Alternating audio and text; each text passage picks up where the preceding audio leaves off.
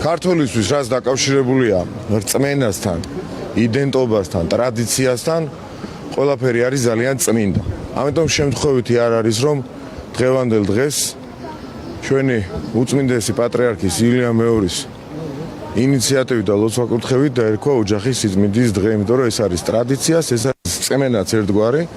და მისი პატივისცემა, ეს არის იდენტობასთან დაკავშირებული განსაკუთრებული საკითხი და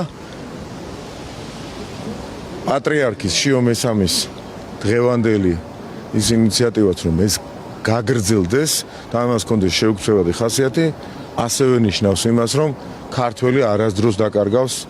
ამ საკითხებთან დაკავშირებულ არანაირ თემას, არანაირ რწმენას,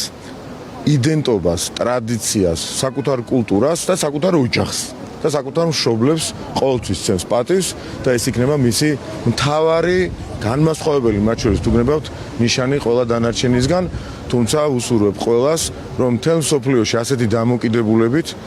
ყოფილიყოს მსგავსი ღონისძიებები იმისათვის, რომ თაობები გაიზარდონ ამ მაღალ ღირებულებებს.